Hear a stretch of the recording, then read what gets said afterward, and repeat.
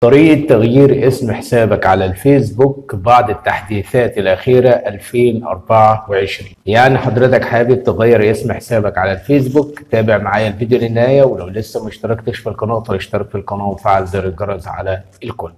كل اللي عليك هنستخدم الكمبيوتر، يعني احنا كل مرة بنشرح الطريقة من خلال الهاتف أو من خلال الموبايل بتاعنا، ولكن النهاردة هنشرح الطريقة من خلال جهاز الكمبيوتر.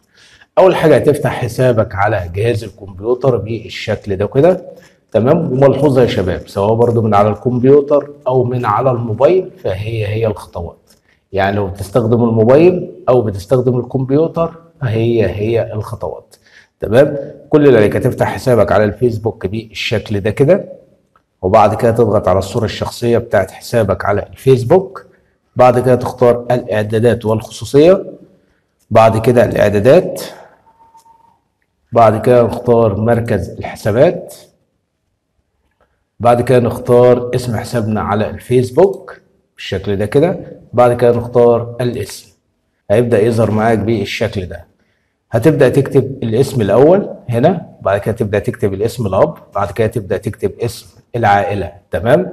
هنا حضرتك هتقول لي ليه هو عامل لك علامة البلوك بالشكل ده، إنك ما تقدرش تغير اسم حسابك على الفيسبوك. عشان لو جينا هنا بيقول لك في حالة تغيير اسمك لا يمكنك تغييره مرة أخرى لمدة 60 يوم.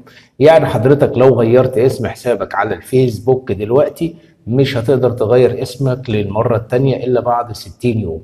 أنا طبعا ما عداش عليا 60 يوم عشان يتاح لي إني أقدر أغير اسم حسابي على الفيسبوك.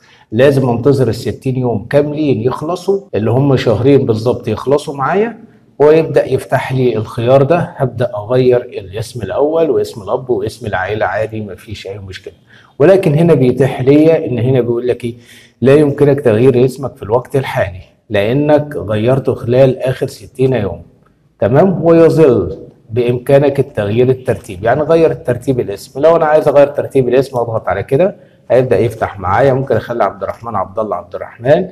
تمام. ممكن اخلي عبد الرحمن عبد الرحمن بس، وممكن اخلي عبد الرحمن عبد الله عبد الرحمن هو نفس الاول، ولكن ممكن اغير الترتيب بالشكل ده وابدا اقول له تم. ولكن خلينا زي ما احنا عادي، مفيش اي مشكله. هو الاسم بتاعنا عادي، مفيش اي مشكله.